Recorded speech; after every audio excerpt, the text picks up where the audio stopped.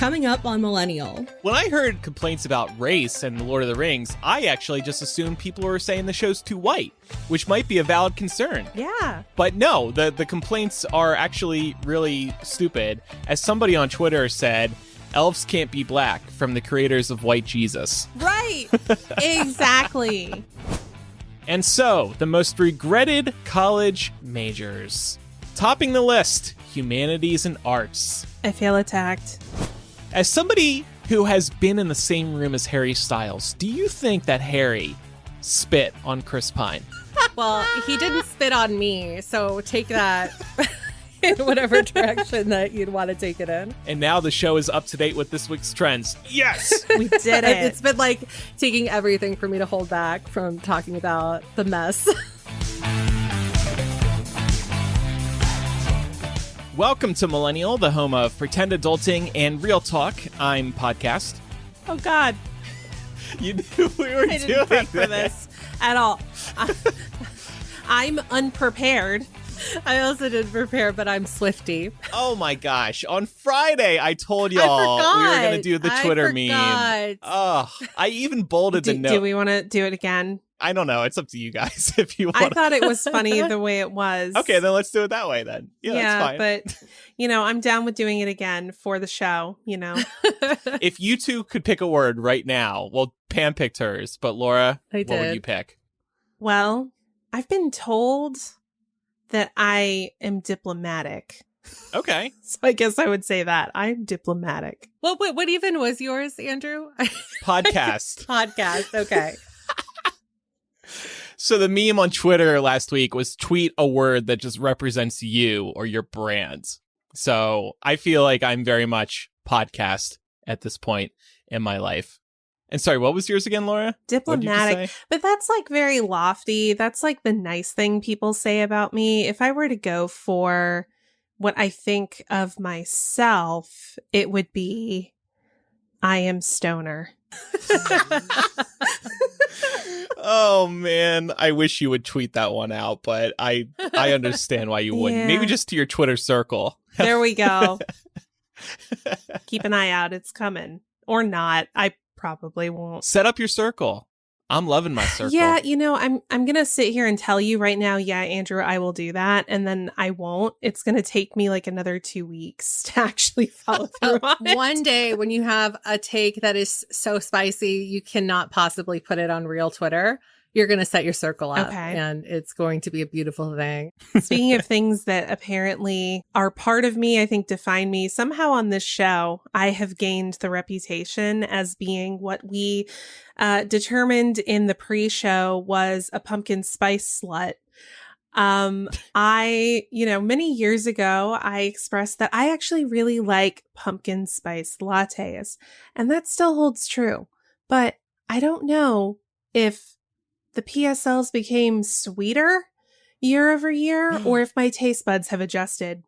But the vast majority of these like crafted lattes are too sweet for me nowadays. So my preference is, I copied Pam to be perfectly clear here, was to do like an iced coffee or a cold brew and put like a squirt of pumpkin flavoring into it, like a pump.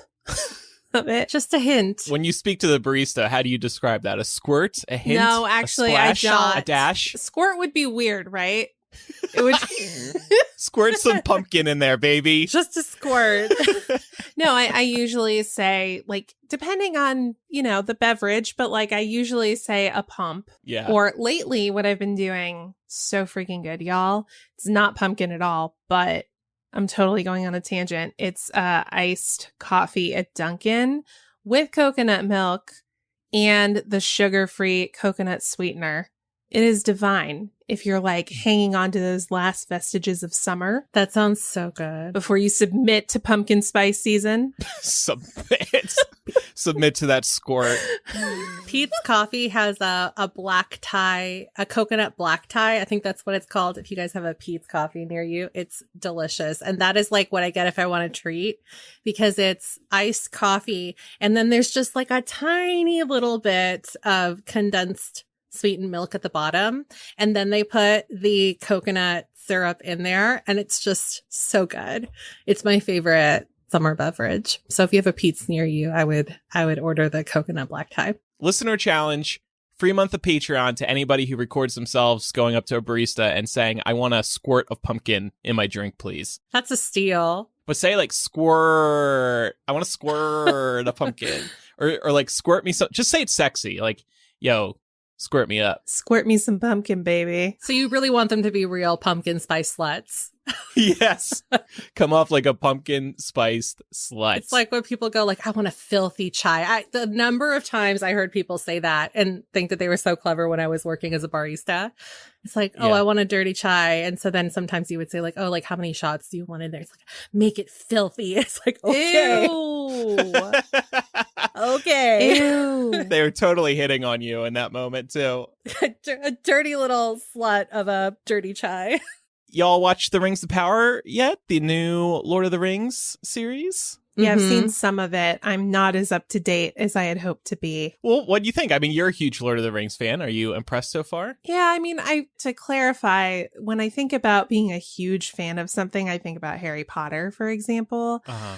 I am definitely a more casual Lord of the Rings fan. I read the books, really enjoyed them, liked the Peter Jackson movies. Will not go near The Hobbit because I feel like he destroyed one of my favorite books from childhood by trying to turn it into 3 movies, but I digress. I think it seems good so far. I have some feelings about the amount of CG. Yeah. Like I know they spent a lot of money on it, but I think one of the real charms about the original Lord of the Rings, not the originals because they're old ones. I think BBC did a series, but the Peter Jackson films did such a great job of blending CG with practical effects. Okay, fair. And that gives it more of an element of realism. Sometimes when I see something that is like all CG and very clearly filmed on a green screen, it kind of takes me out of it. But I'm going to keep watching. I'm going to keep up with you, Andrew. You've committed to watching the whole thing. Yeah, for now. They're really good special effects, though. I mean, the show is such a treat to watch. I've been blown away so far. Yeah. I'm not a big Lord of the Rings fan, but I did see the movies, and it captures the richness and incredible environment that Peter Jackson's Middle-earth initially created. It wasn't going to be a given that they'd be able to match what Jackson created, but they did with flying colors. And not just the visuals, but the scores and the character personalities, and just truly feeling like you're in this world again. It's all there, in my opinion. I also really liked it. I think that the feeling and the spirit of the movies is definitely alive and well with the Amazon production. And I think that that was honestly half the battle for them, was to create something that gave people that same feeling that you're describing from watching the movies for the first time. Especially like, I know obviously like there are certain like different levels to being Lord of the Rings fans. Some people are coming at it being lifelong fans of the books. That's not me. I'm way more of a casual fan. I could never really get into the books except for The Hobbit, which was read to me. So I think the fact that they've really kind of been able to cater to both of those audiences from what I've seen so far on Twitter, I think that that's a really huge feat in and of itself.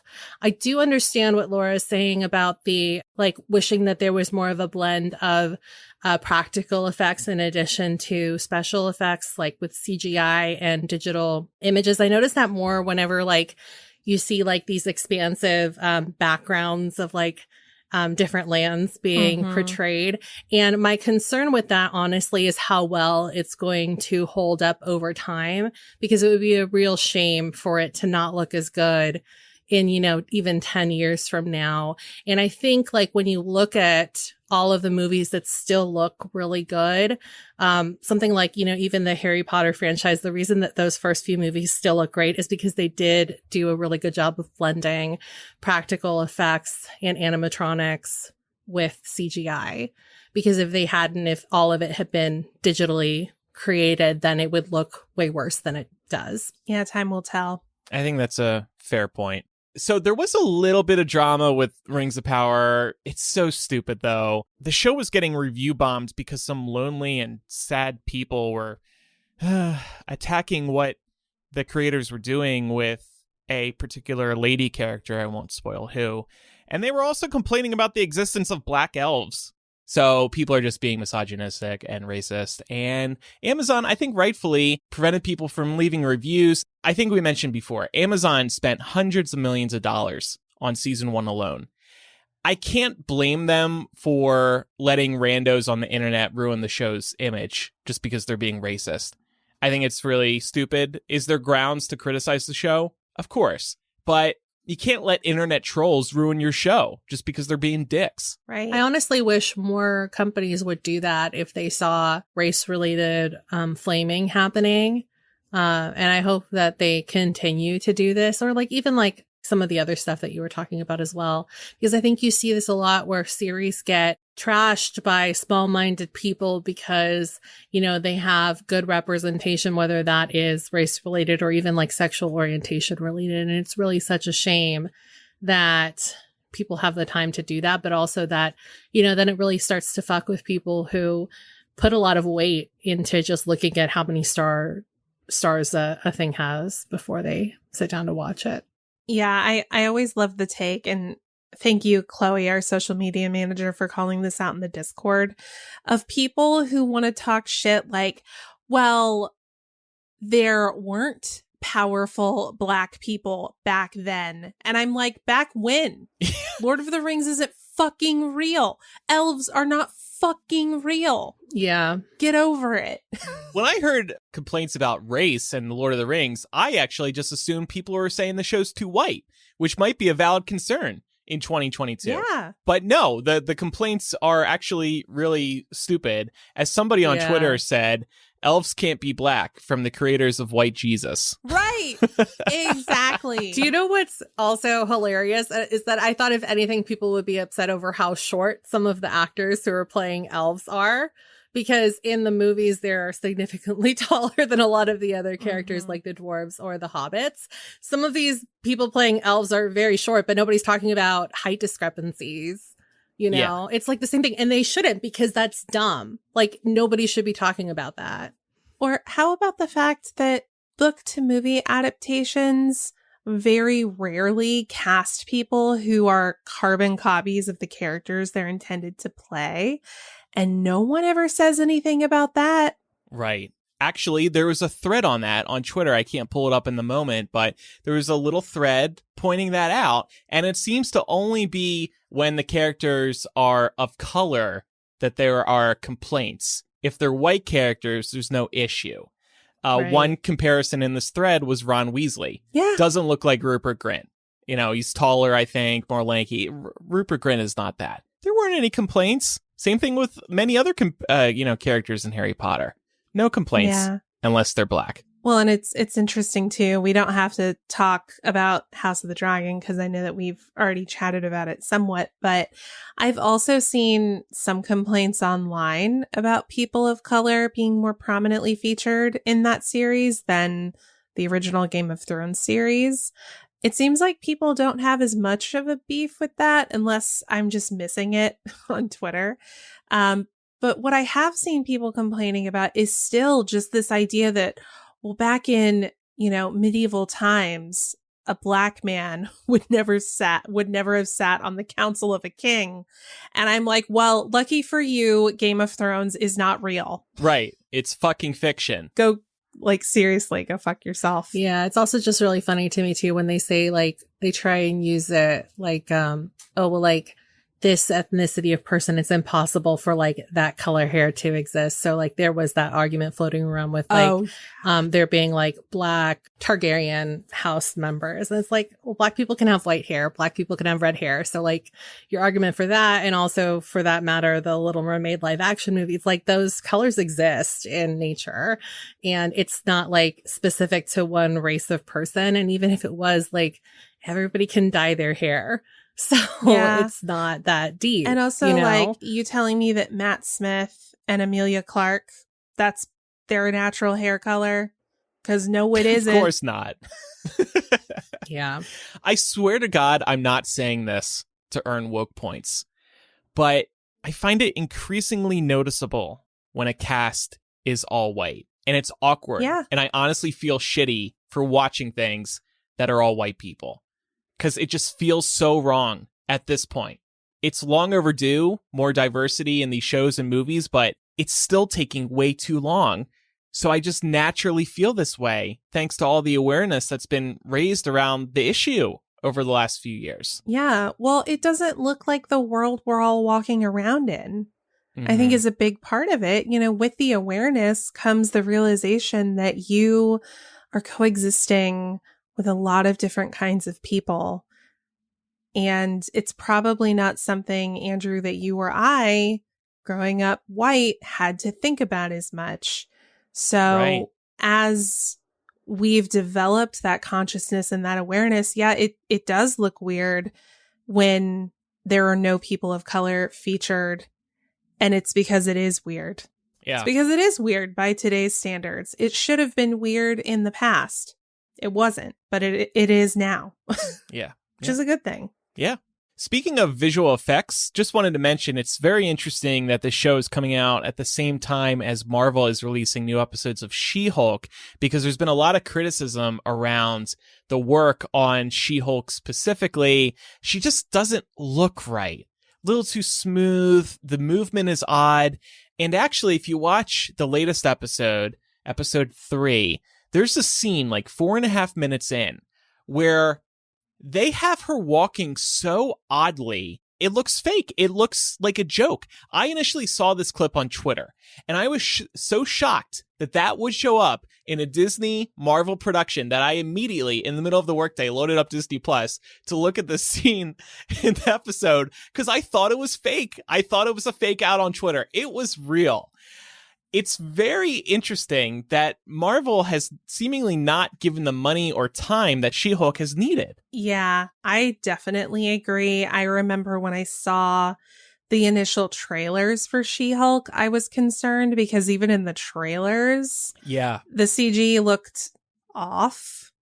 And I think they made some improvements to it based off of feedback to those trailers, but they didn't go quite far enough. What I will say, in fairness, and feel free to call me out on this because I am a Marvel fan, so, you know, I might be biased here. Trying to produce humanoid features in a CG format is notoriously challenging. I think we can think of a lot of movies where we have found ourselves in the uncanny valley because something was close, maybe a little too close, but not quite right. So that's always going to be a challenge when it comes to designing a character that's supposed to resemble a human. I think the other thing is we can acknowledge that Hulk's character model in She-Hulk looks way better. And I think that can be due to a couple of things. Andrew, I know you had some thoughts on this, but I think a big part of it is that his model has existed for a long time, and it has actually gone through some refinements of its own over time. So they have had more time to develop it. You would think, though, that based off of that, they could have come up with a better base model for She-Hulk. Yeah. Like, I'm not saying that they can't improve it over time, and I'm not saying that it had to be perfect right at the start of the show, but I was hoping for something better than what we got. In terms of Mark Ruffalo's Hulk, they already have his bar set. Mm-hmm. They can't make him look worse. They can't save money on his character because people will definitely notice that after seeing him in so many movies. And then also Hulk, he's got the facial hair, and I think that makes him look more lifelike. And then you go to She-Hulk and Tatiana Maslany's character, and being a woman, no facial hair, she's just very clean, and it almost doesn't look real. But then, yes, I also think that they just haven't put the money into it that they needed, and they just haven't figured it out yet in terms of her movement. Like, you watch a scene in episode 3, she's moving like she's made of Jell-O. And this situation reminded me of a story in this new Disney Plus Industrial Light Magic docuseries. This is the creative team behind Star Wars and Jurassic Park and many others. If you haven't seen this docuseries, you have to watch it. It's very interesting. But in this, they're talking about having difficulty making dinosaurs run for the first time in Jurassic Park. And they went through several versions of a running T-Rex, but they couldn't get it right. Like how the dinosaur carries itself, where the weight is distributed. They just couldn't figure it out. It just wasn't looking lifelike. And then they made one little change to how the T-Rex carried itself. And that was it. That was it. It was magic. They figured it out just like that. Marvel has not had that moment yet with She-Hulk. No, they have They're not. still tinkering. I will say people, despite the fact that the CG is absolutely not perfect, people were simping hard over that post-credits scene last week. Although the CG is not totally there, I think Marvel still captured something in that moment because they know what the fans want. And there are a lot of fans that love big, sexy green lady. So seeing her embrace her sexuality, it's not graphic or anything like that, but people were really into it. So I think there are a lot of things that they are doing right with She-Hulk's character. The design just isn't one of them, hopefully yet. Hopefully they're going to get better. Yeah, they'll figure it out. Before we get to another topic today, this week's episode is sponsored by my favorite maker of CBD products, Feels. With everything going on in our daily lives, we all need to take a moment to relax. And that's where our little friend CBD comes in. CBD isn't about what you feel, it's about what you don't feel. Stress, anxiety, pain. With Feels, it's a better way to feel better. With Feels CBD, the benefits start quietly happening in the background soon after you take a mint or a few drops of oil. CBD naturally supports reducing stress, anxiety, pain, and sleeplessness. There's no hangover or addiction. If I'm having trouble sleeping at night, I take a little CBD, and it works like turning off a light switch. I can depend on it to help me fall asleep. And then if you take it for anxiety, you feel a little lighter during the day. I took one about an hour ago while I was preparing this ad. The mints are so good, by the way. I love the mints. They're my favorite. And it's incredible how fast they work too. Like if I have a 30-minute drive and I need to take the edge off, I'll just pop one before I start. And then by the time I get there, I'm fine. Yeah. And the taste just hits the spot. So like the taste and knowing you're going to feel chiller. Ooh, it's a nice combo there. Part of the reason I obsess over CBD is because it can serve both these purposes, but you don't feel tired like you would with a sleep aid or something else. Like I said, CBD isn't about what you feel, it's about what you won't feel once you start taking it. Plus, Feels offers a monthly membership that makes your self-care easy. You'll save money on every order, and you can pause or cancel anytime. This is what I do because I take CBD daily, and I don't want to worry about running out. Start feeling better with Feels. Become a member today by going to feels.com/MILL, and you'll get 50% off your first order with free shipping. That's FEALS.com/MILL to become a member and get 50% automatically taken off your first order with free shipping. Feels.com/MILL, and we'll also have a link in the show notes. Support Millennial by supporting our sponsors. Thank you. And thank you, Feels, for that relief. Well, Pam and I wanted to tag team a story about the new Selena album that has recently come out. I'm not talking about Selena Gomez. I'm talking about Selena Quintanilla, the queen of Tejano music, allegedly released a new album. And the way this was done was posthumously. So I think Pam is going to be able to explain a little bit more from a musical perspective of how this happens. They took some old recordings of her and I think remastered them and made some changes to, the vocal tones to make her sound a little more mature, closer to what she sounded like when she died back in 1995.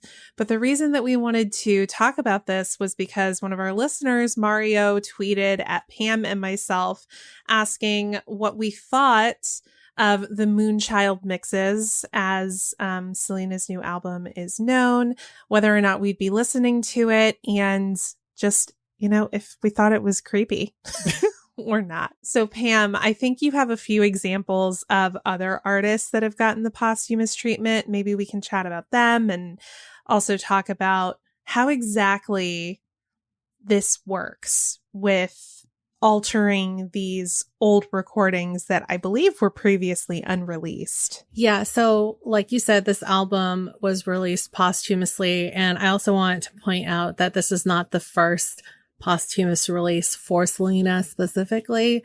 The family, or I guess in this case it would be called the estate, even though her family runs the estate, has been releasing different variations of like best hits, greatest hits, stuff like that for a while. But most notably in 1995, 4 months after her murder, her one and only English album, Dreaming of You, was posthumously released. Now, this was an album that was already finished and it was already scheduled to be released before Selena was tragically murdered. So that's a little bit of a different case. But obviously, she is not the only artist to have had music released after their passing. A couple of other examples, and there are so many more, include Janis Joplin, Elvis Presley, Sid Vicious, Freddie Mercury, Eazy-E, The Notorious B.I.G., John Denver, Aaliyah, Prince, Johnny Cash, and a more recent one would be Mac Miller as well. So some of these artists had records that were already completed and meant to be released. And then other times you have estates like the Selena estate that choose to release previously recorded material that was probably never going to be released were it not for their passing. So it's definitely a little bit of a tricky issue. And I wanted to also ask Laura if you had a chance to listen to the Moonchild mixes. I did. I listened to it before we hopped on to record today. What about you? I also did. I want to know what you thought about this. So there are some tracks where I feel like her voice sounds very close to what we remember, like at the peak of her success.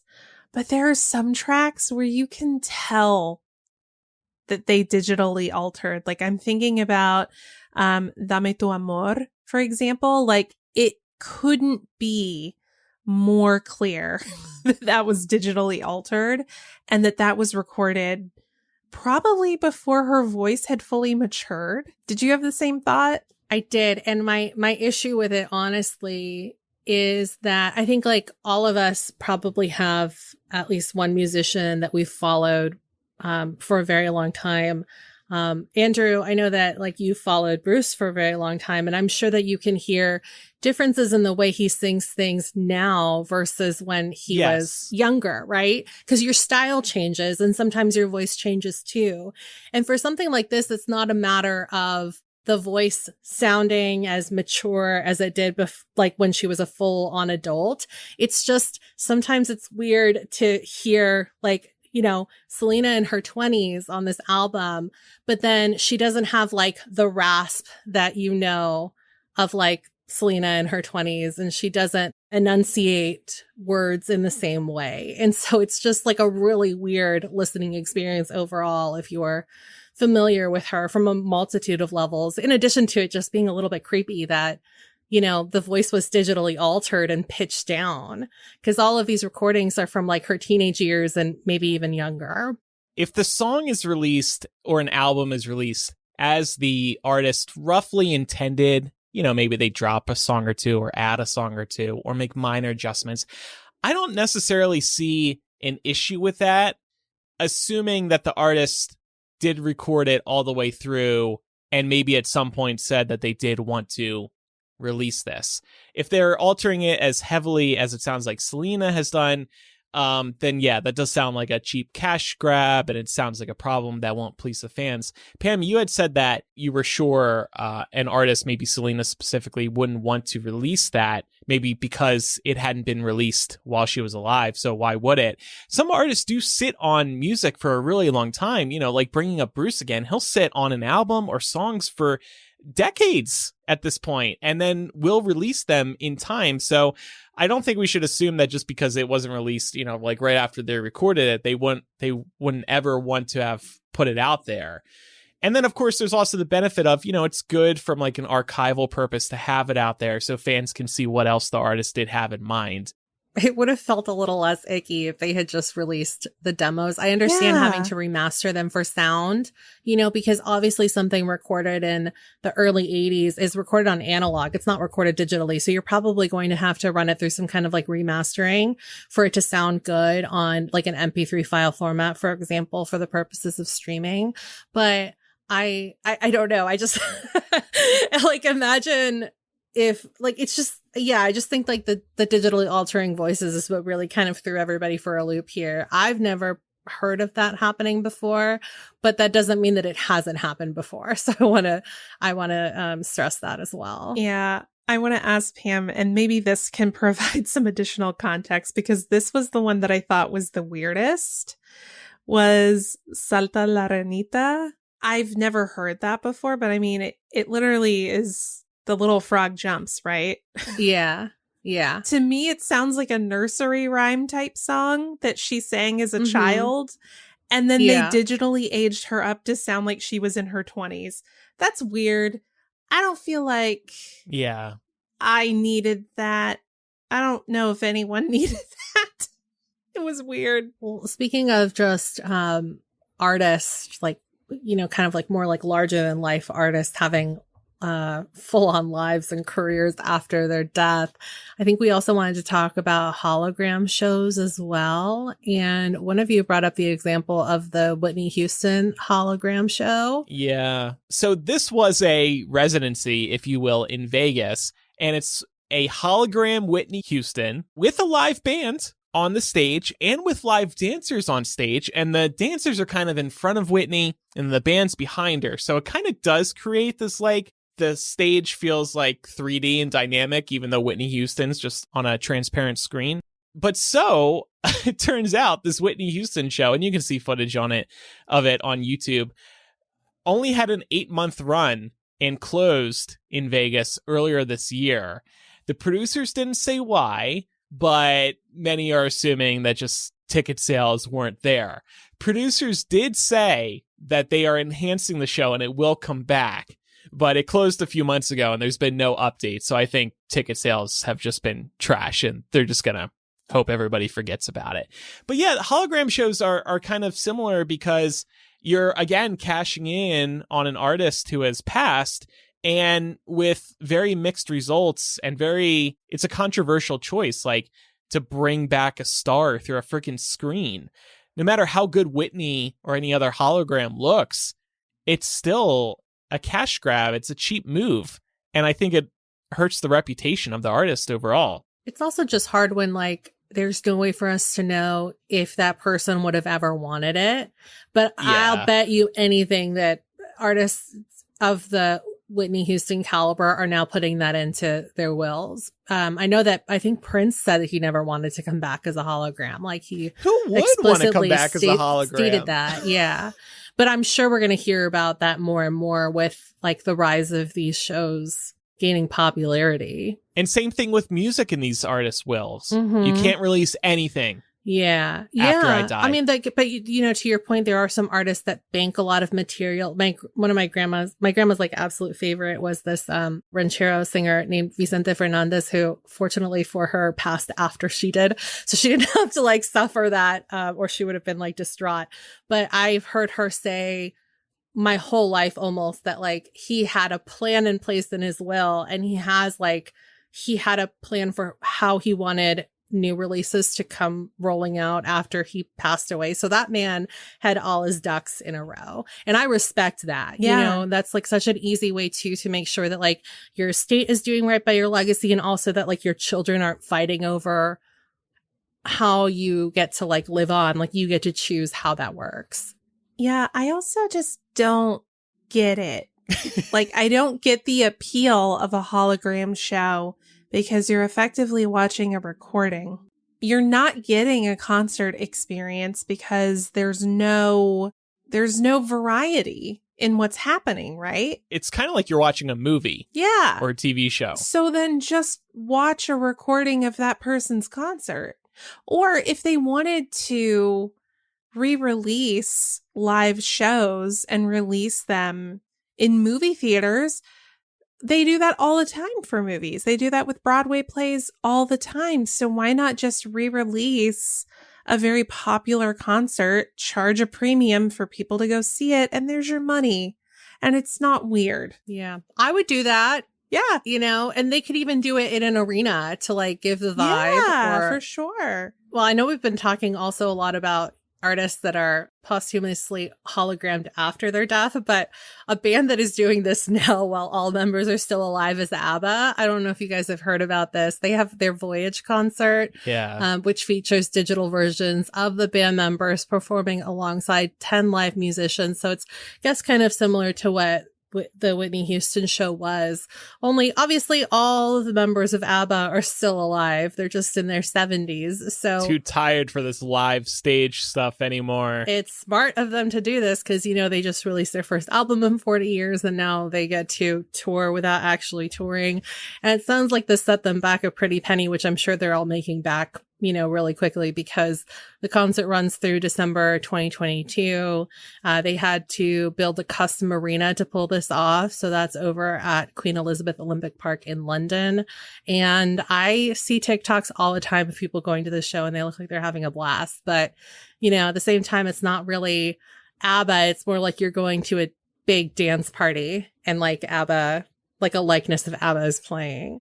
I think I would almost prefer like a real tribute concert where there's actual humans singing and performing on stage. Like, yes, there's a live band and I think that makes a huge impact. But if there are people impersonating ABBA, I think I would like that more because I just can't get past looking at a flat screen to watch them. Like, I get the music is pumping and you got the lights and you got the live band and maybe dancers like in Whitney Houston, but I don't know. Yeah. And I know, you know, to kind of bring it back to Selena, I remember a few years ago in like 2015, her family had announced that Selena was also going to be getting the hologram treatment. So I wouldn't be surprised if we hear updates about that soon, given the fact that they just released this album. I wonder if they're kind of seeing what public perception is before they jump fully into the hologram deep end. Yeah. At least, you know, with ABBA, they're all still alive. So, right. like, you know, they're okay with it. Yeah, there's something very macabre about using someone's likeness after they've died, especially when they died at a time where that just wasn't even a concept. Yeah. Like when you think about you die in the 90s and you think about your likeness being used, you're thinking about already existing material, photos, videos, promotional materials, that kind of thing. I don't think that Selena would have imagined that they would digitally alter her voice to make her sound a certain way, or that they would use her likeness as a hologram. Now, I didn't know her, so I don't know what she would have wanted, but it does seem like a stretch to say that she would have had any concept of what any of this is because it just wasn't a thing when she was alive. I think honestly in her case too, and I'm sure we've said this before, but unfortunately she is an example of somebody who shot even further into stardom and whose star power reached beyond its normal confines because of her death. Yep. And, you know, it's great because I think that what she represents is really beautiful. But at the same time, given the way that the family has behaved in terms of how they've chosen to honor her legacy, it leaves a bad taste in a lot of people's mouths, especially people that have been following her career for so long. Mm-hmm. It's a tough situation. Last point I'll bring up about the hologram, because I just had another thought. I think this, whether it's the Whitney one or the ABBA one, and why ABBA's okay with this, I assume, is because it's bringing people back to a different moment in time. I'm thinking, you know, ABBA and Whitney, both very popular decades ago. People who grew up on their music want to go back to when they were younger. This is a very immersive experience, more than going to a movie theater, seeing a concert on television, because you got the lights and the sounds and the band and you're watching this younger version of the band you really love up on stage again. I was thinking like I would kill to see something like this maybe from Bruce, actually, like seeing 70s, 80s Bruce when I wasn't alive. Like that could potentially be a really cool experience. So I think this is just about giving people an immersive experience that takes them back. Yeah, I can see that. But I guess my question to you, Andrew, then would be, Bruce is still alive. So if he came out with an immersive 1970s, 1980s Bruce hologram show, I think that would be fun for you, but maybe it would be less so if Bruce, I need to knock on wood here. If, God forbid something happened and then his estate was like, here's 1970s Bruce, and he had no hand in it, I think you would feel weird. No, I agree about that. Especially if they were still charging you however much the ticket prices have gone up to. Platinum ticket prices. Yeah. I think I also wanted to bring up biopics too, because this is kind of related. It's interesting. I think we're starting to see artists get ahead of the inevitable biopic before they die. Because after they pass, they might not have any control over it. It might be left up to the estate, or it might be left up to somebody else who could somehow get the rights to the story. I'm thinking about Elton John and Rocket Man. It's a very good movie. And thankfully, got to give Elton a lot of credit. It is very transparent when it comes to his drug and alcohol abuse. It doesn't necessarily put Elton in a good light, and his anger management issues. Also, Queen did Bohemian Rhapsody, and they had a lot of control there as well. Yeah, the one that's happening right now is the Madonna biopic, and she's taking it a step further. Of course she is. It's Madonna. She's actually directing her own biopic, and she handpicked Julia Gardner of Inventing Anna and Ozark fame to play her in this biopic about her life. There have been some crazy stories to come out of this production, including the Madonna boot camp that they supposedly put all prospective stars through to see like who could keep up with the version of herself she wanted on the big screen. But, I guess this is a way to do it if you want to make sure that your story is told the way you want it to be told. I don't think anybody can fault her for that because, even if somebody else was doing it, she'd probably still have a heavy hand in deciding what gets put in there since she's still alive. Yeah. Also, I love Julia Garner. Mm-hmm. Yeah. And she looks a lot like her too. I think she's going to do a great job. Pam, if there was a biopic on you, I would cast Selena as you. In 19, I like a hologram Selena. Okay, maybe that's okay. Rita Moreno, how about that? Okay, it's a good bit older than Pam. Are you talking about Pam's like? It's gonna be like Titanic with like the older version of Rose, is doing the narrating. That'll be Rita Moreno. Yeah. And Laura, for you, I would cast Nicole Kidman. Nicole Kidman? What? I'm not mad. Nicole Kidman is very attractive, but I'm just like perplexed. Why? I'm just thinking of the biggest Hollywood actresses I know. How about Anna Kendrick, somebody closer to your age? I hear she's kind of a B word. What? Oh, she seems so cool. I also heard that too. Yeah. Oh no. Yeah, Nicole Kidman is much better. I'm totally fine with Nicole Kidman. Plus I get that sick accent. Hell yeah. Yeah, and you can star in an AMC commercial. She can star in an AMC commercial as you. Oh my gosh. Have you seen all the parodies of that freaking AMC commercial, by the way? They are so funny. I haven't seen the parodies, but the gays are obsessed with that damn AMC commercial. And there was news last week that she's going to be doing another one for AMC. So that was a big deal. Yeah, so I have my castings here. I think I took it a little far. I took pictures of y'all because I'm really bad at recognizing like who looks like what celebrity. So I took pictures of y'all and I found a website where you can upload a picture and it tells you which celebrities you look most like. Oh my goodness. So actually, I thought the results were really good. Andrew, for you, I got Jimmy Fallon. Okay, I could see that actually. Yeah. You look a lot like him. I don't like him, but fine. We do look similar. And he's nice, right? I've heard that he's nice. I thought he has like drug issues or something. Well, does he? Don't we all have drug issues at some point? Okay, all right. And then Pam, for you, the person that I found that I just felt like shared most of your facial features was Nia Vardalos of My Big Fat Greek Wedding fame. Oh, I like her. And she would probably write the movie and it would be really funny. Right, So, exactly. you know, it's a twofold. Yeah, there were a lot of similarities there. And actually, like when I saw the picture of her, I was like, she does kind of look like Pam. I've been like binging a few shows, and so I definitely took inspiration from there.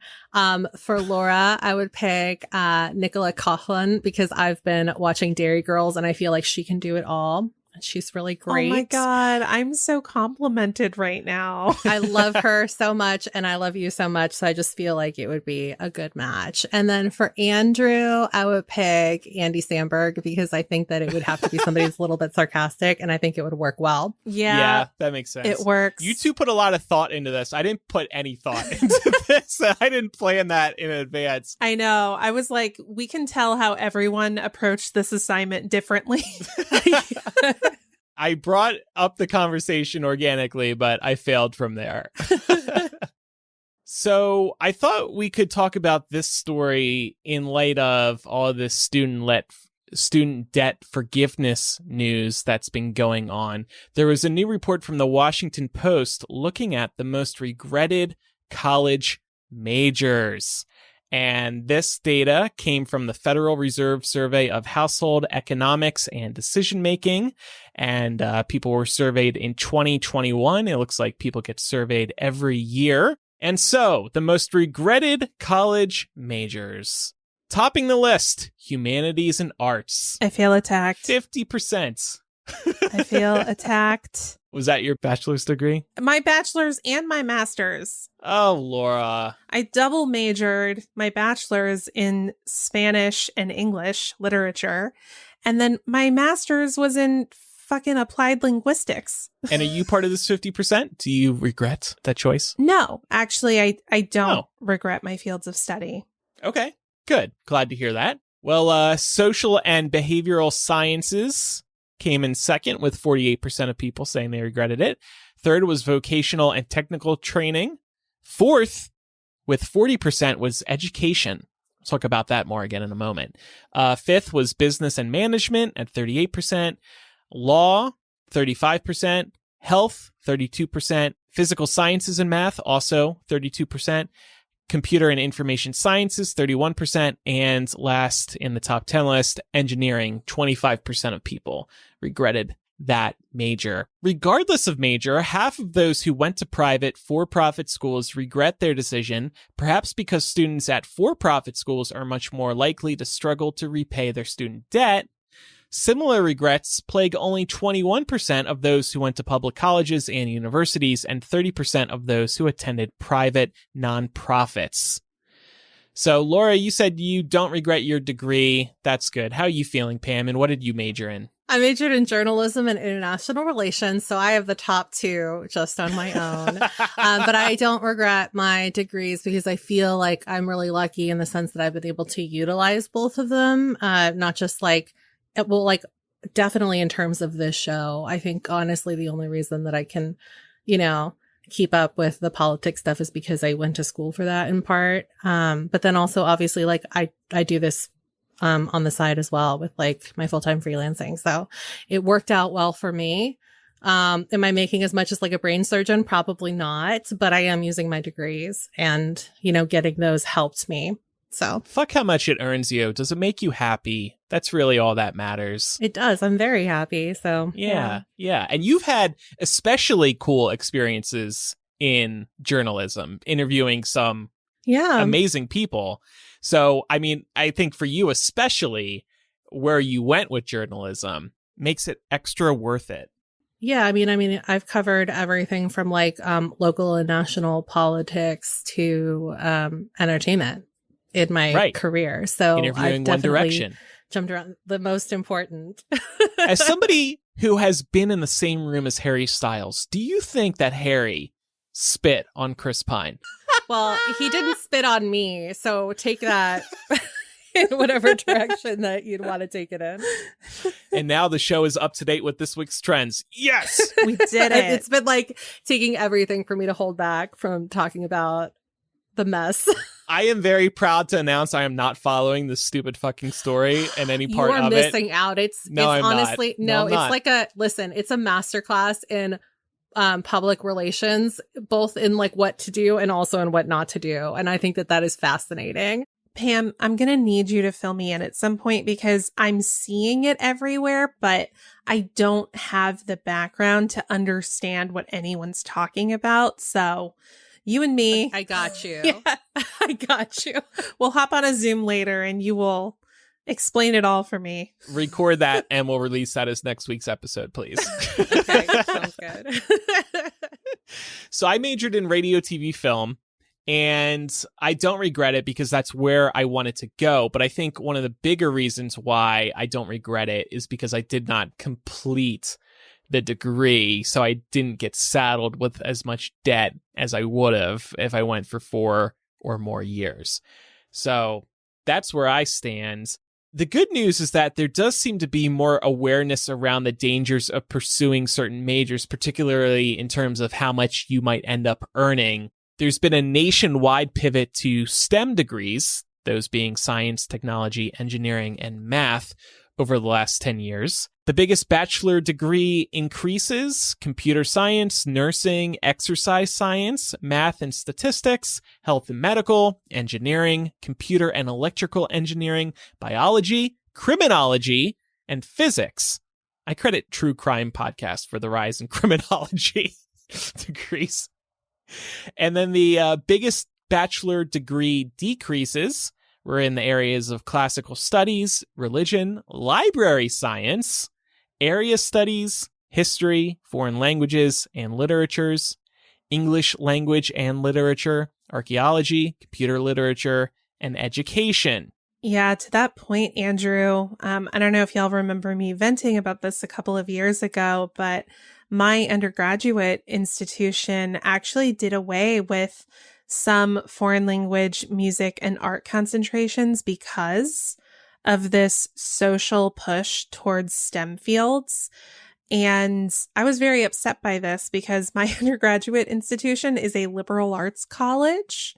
It is still a liberal arts college, but the president at the time, he's not the president anymore, he was really pushing for STEM fields, and it ultimately led to the elimination of these more classical programs. And I really resent the idea that you can't have both, that suddenly placing an emphasis on STEM fields, which we should, because in this country we are woefully behind in maths and sciences, but that does not mean that we need to overcorrect to the point where we're getting rid of classical programs, because those have a place too, right? They don't teach you nuance in math because math, to my knowledge, does not have nuance. And that is a valuable skill to have in the real world. And to that point, I think that where humanities and art really end up helping you just be like a better person is that it offers the opportunity for you to understand different cultures and different people on a much deeper level than you would if you were just studying something that always has an answer.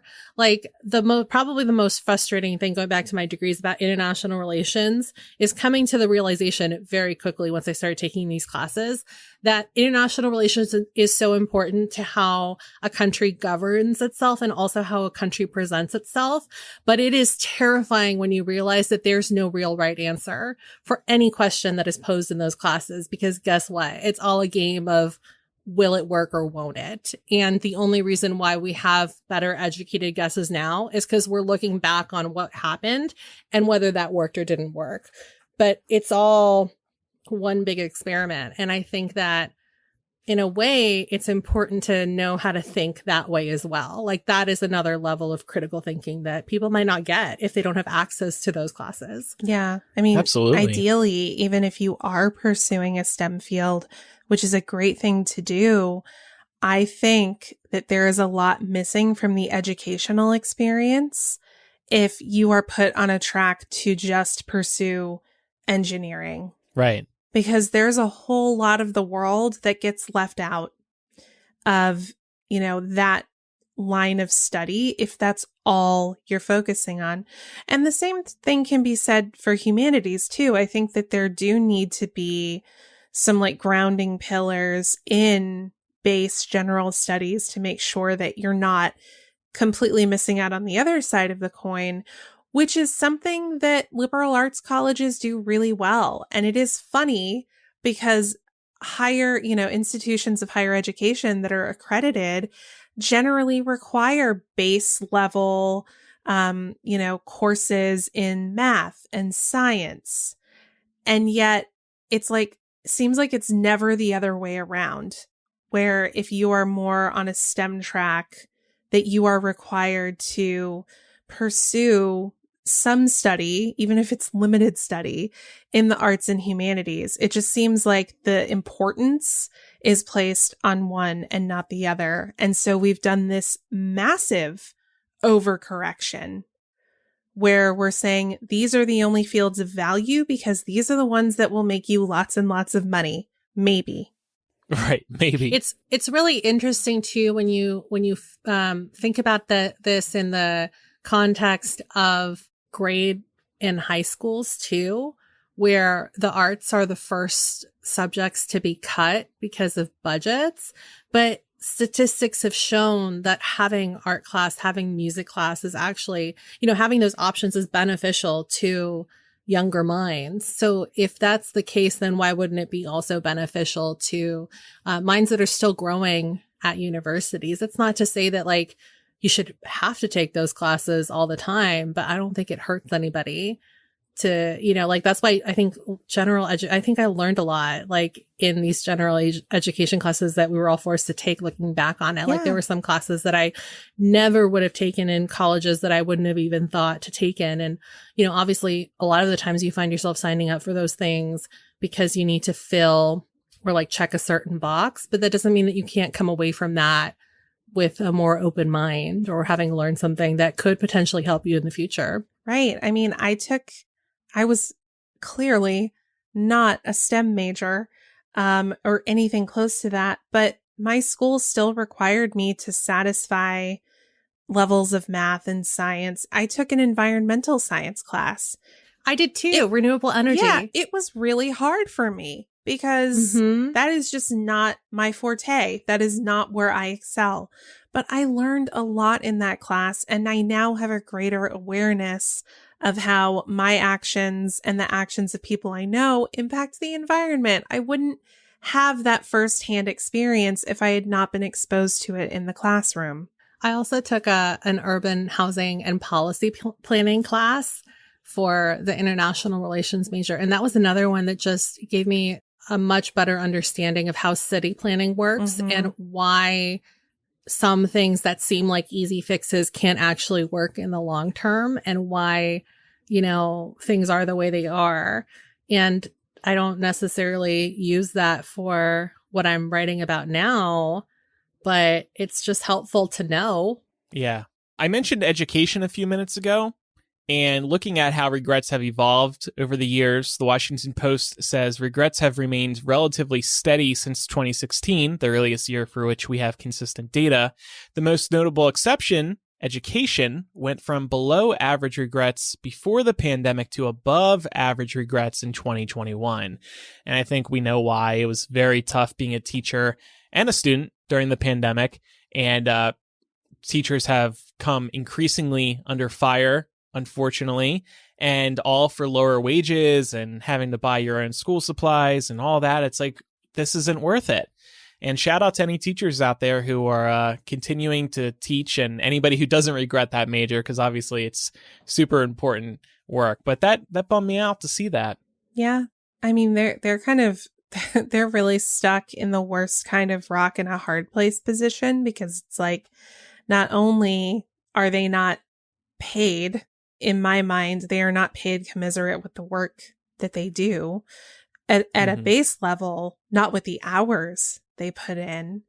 But then you have states like Florida that are intervening, and you have politicians claiming or trying to create the perception that they know more about educational pedagogy than the people who studied to be educators do. So between the shit pay and the fact that people aren't being allowed to do their jobs, I can understand why people regret it. I can understand why people are leaving the field. Same with a lot of healthcare professionals. These people worked and studied really hard to become skilled in their craft areas. And then we get the ultimate test, a global pandemic. And honestly, we spat in their faces. They were trying to help us and we spat in their faces. So I don't blame them for not wanting to do this anymore.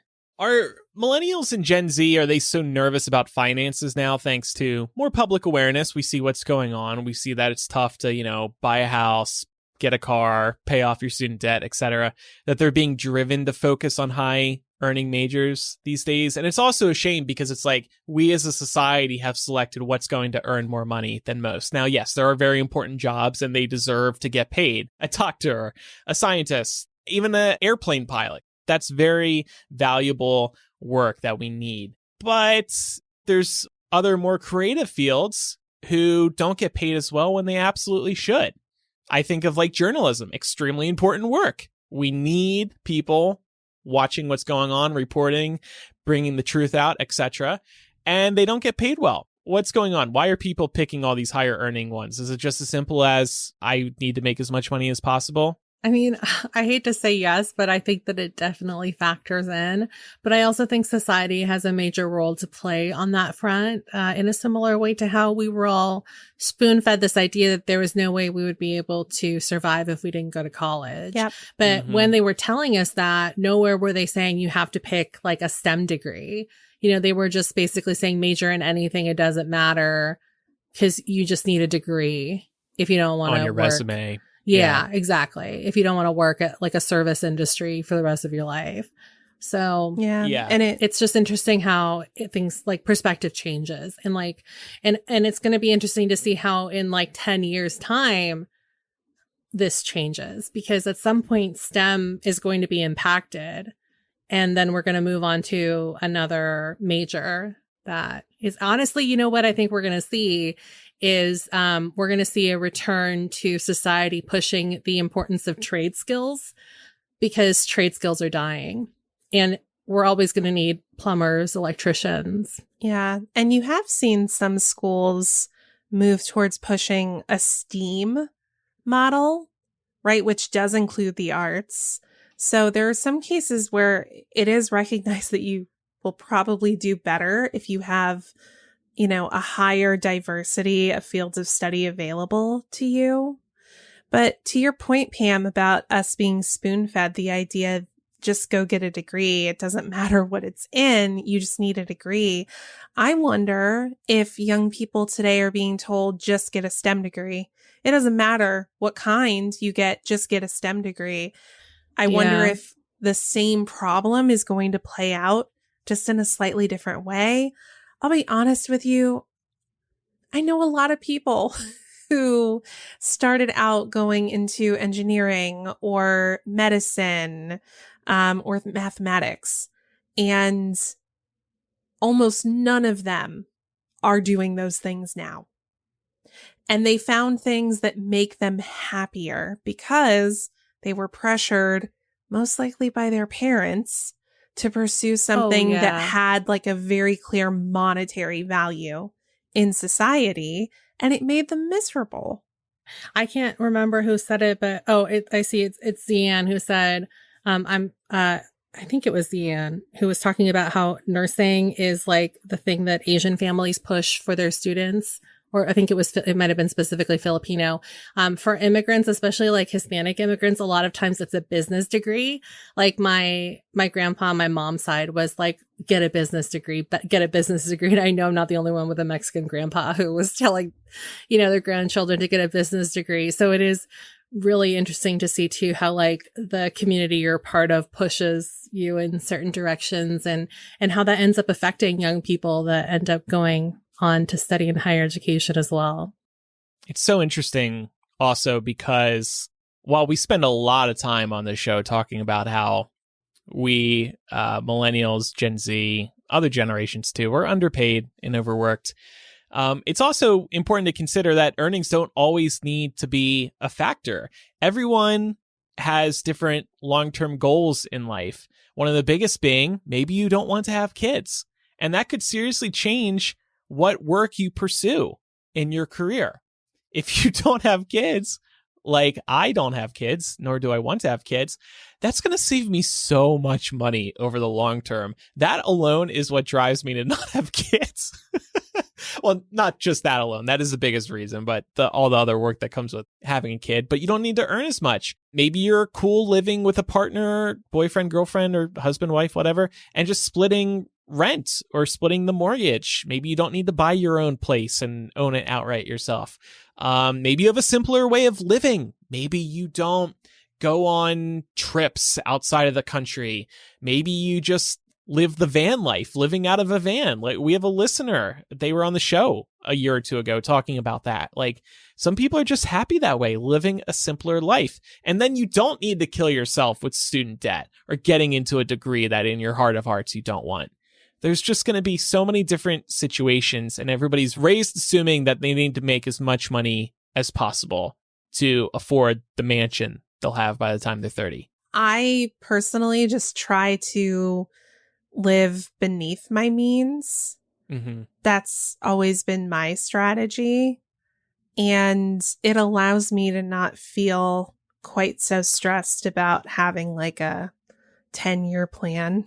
Yeah. For where I want to be financially. Yeah. I mean, I kind of go back and forth sometimes on the situation. I just want to live debt free and kind of like retire after that. Once this house is paid off, I'm done. I'm going to live a simpler life career wise. I'll tell you that much. Yeah, I don't blame you. Maybe go and be like a camp counselor or just do something wholesome where you make a small salary. I'll just work at Starbucks and wait for people to tell me to squirt some pumpkin or some chocolate into their drinks. And then I'll be like, are you listening to a millennial from 30 years ago? I like how, what is that? 50 some odd year old Andrew is going to be working in a Starbucks. Yeah. I'm ready. I'm not saying it's easy, but I love this aesthetic for you. I actually do know, funnily, a few retirees that work at Starbucks. Yeah, you see older. Yeah. Coffee's great. It keeps you social. I will say that. Like if you're working anything where you're serving something up. Rex is over here in the Discord like, welcome to Starbucks. My name is Andrew. What can I squirt for you today? Would you like a triple squirt? Would you like it dirty? Ooh, a dirty squirt. Squirt is right up there with moist in terms of words I wish to never hear people say. So I apologize. Yeah, it's kind of gross. So we went on Patreon and we asked our listeners if they regret their majors. We got a lot of responses. So thank you so much to everybody who took some time to write a message. And we're not going to read them all today because we did get a lot. We're going to focus on the people who said that they do regret their majors, though there were plenty who said that they did not regret their majors, and we're happy for you. Glad you feel that way. This is from Amanda. I went to art school with a major in illustration, and yeah, I regret it. I think I liked the idea of being an artist more than I actually liked doing it in reality, and I haven't used my degree at all. It even kind of ruined my love of making art for fun. Also, I love learning, and I often feel like I missed out on engaging in academic discussions of more topics and challenging my mind the way I could have in a traditional major, which I think I would have really enjoyed, and I regret not having that experience. Art is certainly challenging and requires a lot of creativity and critical thinking, but in a different way that didn't end up fulfilling me. But on the bright side, having a college degree at all, even one in the arts, was helpful in getting an office job that I ended up enjoying, so it didn't hold me back entirely. I'm currently in grad school, and I plan to use the second degree to make a career transition to a field that suits me much better, has more career opportunities and upward mobility, is intellectually stimulating in the ways I enjoy, and combines my existing design knowledge with technology expertise. So far, I'm loving it.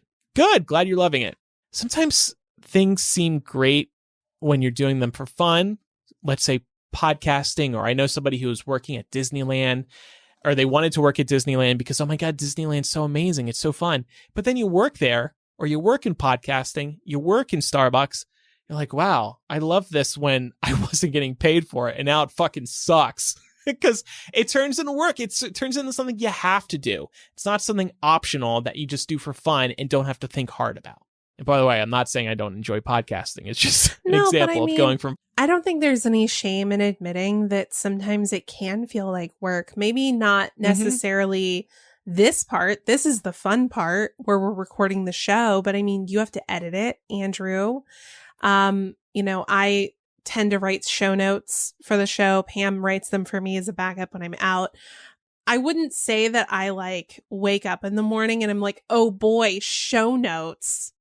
You know what I mean? Right. And I don't wake up and say, oh boy, I'm get to edit for a few hours. Right. Exactly. Nobody thinks that way. So I think it's fine and human to say there's pros and cons to everything. Overall, we really love podcasting. But yeah, there are things about it, just like everything else, that can be a drag. What changes, especially with us and the podcast, is we have to continue working. We have to continue earning. We have to perform at a certain level or else it all falls apart. And then it becomes stressful. And that's when it's less fun. Right. But yeah, largely, like you said, the recording part, that is probably the most fun. Well, Whitney said, I don't regret my degree, but it took me a while to find a degree path I was passionate about. I started community college countless times after high school and struggled to get through gen ed classes due to not knowing what degree path I wanted to take. Once I became a single mom, I felt more pressure to find a degree path to be able to support me and my son. I finally stuck with nutrition sciences and finished my bachelor's in nutrition and dietetics. I work as a dietitian in a public health setting, and I find it to be so rewarding to help those in the community reach their nutritional goals and find community resources to support their family's needs. That's awesome, Whitney. Yeah. I'm glad you found what was right for you. Laura V says, it's complicated in my case. Yes and no. I majored in computer engineering. I also have a PhD in the same field and worked for a few years in academia. After experiencing harassment at work, I had to step away. Instead of going towards IT, I somehow got back to my first and real love, writing. Now I'm a freelance writer making use of my degree exactly 0% of the time. Do I regret the career change? Absolutely not. Do I regret the degree? Not necessarily, but I do feel I wasted a lot of time with it that could have been much better spent doing what I love. Why did I go for a major if my love was always writing? Part of it was family. Part of it was a lousy literature teacher I had in school who thought my writing was trash. And me being a shy, autistic teenager with zero self-respect believed her, and I didn't touch writing until now. I honestly, I'm not on the spectrum, but I can definitely relate to this because the first English teacher I had at university sent me to remedial English tutoring. And it really messed up my grade point average for a while because I think I got I might have gotten a C-. I might have barely passed her class, and there was nothing I could do to boost my grade. Everybody I was working with at the tutoring center was really frustrated because nothing they would help me with would change this teacher's mind. And it's really frustrating when you get somebody that is not really there helping you be your best. But it's nice that this story has a happy ending and that you pushed through that. Yeah. And you get to do it now. Screw that teacher. Yeah. But I am so happy you ultimately pursued what you love most. That's great. This one comes from Lori. I do regret my major. Going into college for my undergrad, I was undecided, so I took gen eds. By the beginning of sophomore year, I was feeling the pressure to pick a major. I went to the resource center on campus where you could take a quiz that would suggest majors that align with your interests. Speech language pathology was one of the suggestions, and my roommate's mom was a speech language pathologist, so I figured it was a sign that I should go into that major. This field requires a master's degree to get a job, so I went to grad school immediately after getting my undergrad. Once I graduated, I started working in the public school system, and that's where I continue to be. I do not love my job, though. I love the school schedule with having the same workday and holidays off as my kids, and I work with some really great people, but I just don't love being a speech language pathologist. I work way more hours than my actual contract hours, and I feel like the demands for my job increase every school year. I hate having to do work at home, which puts me in a bad mood and then makes me feel like a bad mom. In addition to not being able to complete all the work during my contract hours, I became aware of the neurodiversity movement a few years ago, which has made me feel really bad about myself as a professional. I learned that many of the practices I had been using in my therapy, which I thought were helpful and successful, were actually detrimental to autistic kids. And Lori did write more, but we are cutting it down for time. Sorry it's not worked out, Lori. But yeah, again, it's just like, we never know where these degrees, these life choices are going to take us until we're actually living in them. So it's like, it's rough, but you can't beat yourself up about these choices, right? It's like, you just never know. Yeah. When you know better, you do better. I know that's kind of a cliche, but you wouldn't have done those things and you wouldn't have used those techniques if the, literature and research at the time supported using them. And now that you know, it sounds like you're maybe making some changes to the way you approach it. Also, Rex in our Discord says that he can totally see how you feel this way as a speech language pathologist. So you're definitely not alone. This next one comes from Megan, who says, I got my undergrad in psychology and am in a master's for social work. I think if I would have waited a year or two after graduating high school to start college, I would have done social work for both degrees, which would have been cheaper and faster. So not exactly a regret, but I imagine this would have been a better path in the long term.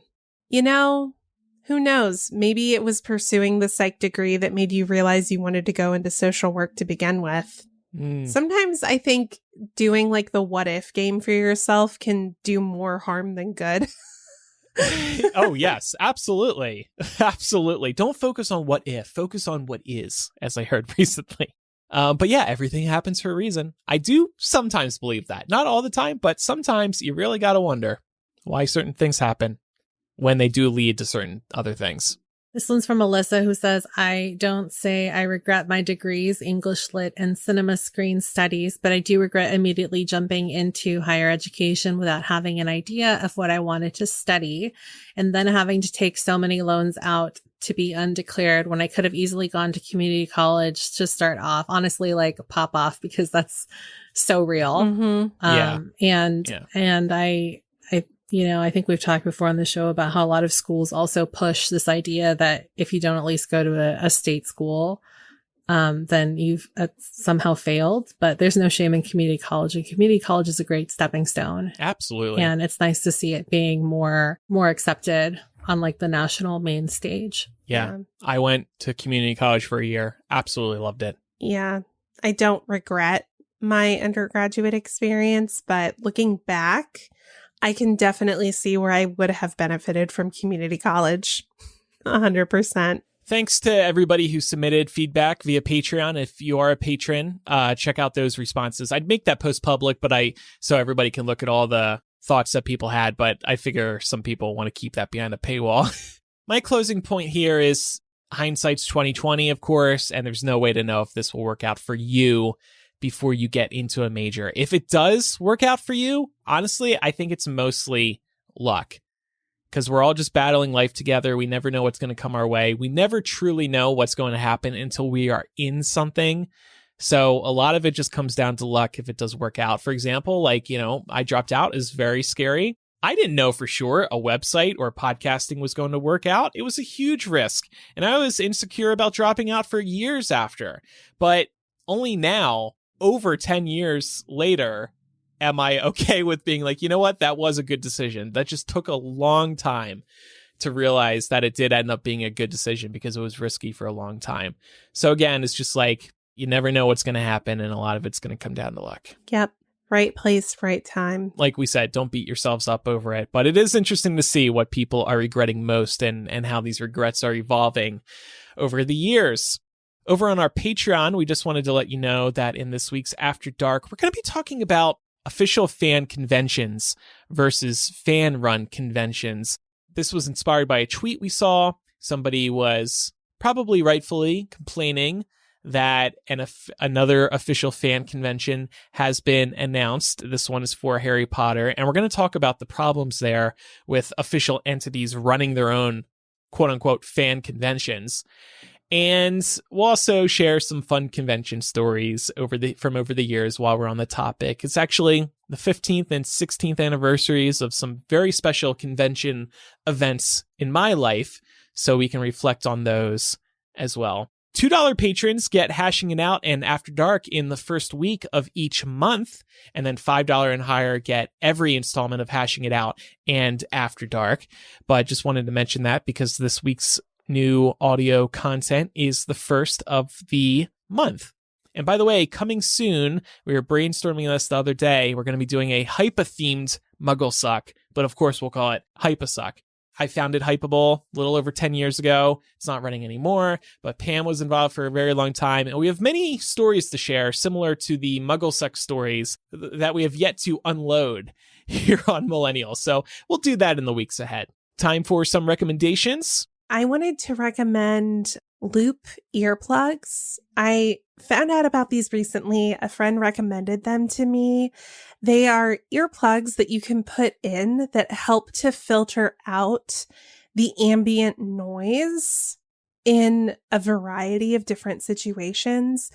I struggle with this sometimes, like if I'm in a really crowded restaurant that's really loud and I'm trying to have a conversation with somebody, I can get really lost in all that background noise. Also, sometimes if I'm like watching TV, we have a really loud HVAC system. When it comes on, sometimes I'm like, oh, I have to either turn the volume way up or turn the AC off, which is not optimal, in order to be able to enjoy this without feeling like I'm hearing the competing sounds of the HVAC and my TV. These things really help with that. They're like $30 on Amazon, so they're very affordable. They've got a few different models, but apparently they're also great for concert goers. So if you're wanting to protect your hearing when you're in a loud concert venue, but still want to be able to hear the music, these are great for that because somehow they're able to maintain dialogue and music and things like that, but really do a good job of filtering out that ambient background noise. So if you're like me and you struggle with that, I recommend checking these out. Interesting. Okay. I wanted to recommend the Tirani pumpkin pie syrup, not the pumpkin spice syrup, although that one's very good too, but the pumpkin pie syrup. This is for all of you fellow pumpkin spice sluts out there. If you want to save a little bit of money because Starbucks is getting very expensive, I would recommend just getting a bottle of this. And bonus, if you want to feel like a fancy barista, you can also just buy a pump for it that you can put on in place of the lid. And that pump is going to give you the same fluid ounce that you get in every pump of a syrup at any coffee shop. So it's a good investment and you can reuse it. And yeah, this is like a nice little treat. And, again, like you can do any syrup, but we are in pumpkin spice season. So, of course, I have to recommend the pumpkin pie syrup by Tirani. Good idea. Speaking of coffee, I meant to bring this up earlier when we were talking about PSLs. I want to recommend trying black coffee for a few days and see if you end up liking it. I got off sugar in my coffee years ago. It only took me a couple days to wean myself off. I never looked back.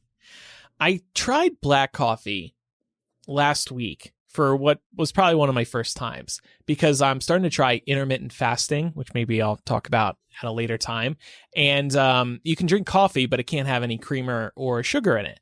So I actually, first day I was like, oh, okay. Second day I was like, all right. After the third day, I started really liking it. And then I had coffee with oat milk in it over the weekend, and I was like, you know what? This is a little too sweet, I think. There's a little too much dairy in this, or dairy alternative in this. So I might just permanently switch to black coffee. I like that extra kick that you get from that raw coffee taste. Andrew likes it raw. I do like it raw. I love black coffee. I drink black coffee all the time. And honestly, it started because for a long time, you really couldn't get a lot of dairy alternatives and milk that weren't separating. And I didn't like the separation. So when I go out to a restaurant or even just to like a random coffee shop that isn't, Starbucks that now has all these like oat milk alternatives, I'll usually just do the coffee black. And it's nice. Yeah. And you get a deeper appreciation too for like the flavors of the coffee you're choosing, which is fun if you want to get into pour overs and stuff like that. Yeah, and But it just like it's brings out nice. the raw taste. Yeah, and- yeah. And it's always really impressive to everybody too. So that's like a little added I bonus. know, right? Oh, I didn't think about that. Oh, okay. This makes me fancy. No, it's like the best conversation starter I think I've ever accidentally participated in, because people see that, you know, you're not putting cream in your coffee, or like when you tell the barista that you don't need any room, they're like, oh, you're just going to take it black? It's like, yeah, I'll just have it black. And they're like, oh, like this person's serious. I'll take it black and I'll take it raw, please. Black like my soul. Oh, yes. I'll take my coffee black. No squirts of anything in it, please. Thank you very much. I like both. I like it black and I like it with dairy-free creamer. Sometimes you just want a little treat. And Yeah. sometimes that treat comes with a dairy creamer or a squirt Yes. of syrup. Yeah, no, I totally get that. I'm just saying I was pleasantly surprised, and I encourage others to try it as well. Again, that kick, it just...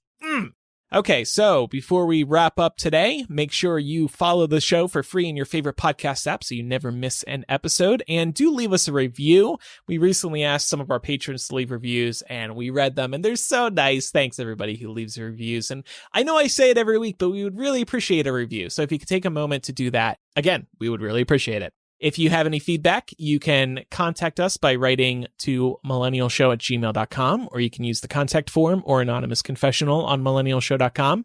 And you can also follow us on social media. We are Millennial Show on Instagram, Twitter, and Facebook. And then over on TikTok, we are Millennial Pod. Thanks, everybody, for listening. I'm Andrew. I'm Laura. And I'm Pamela. Bye, everyone. See ya.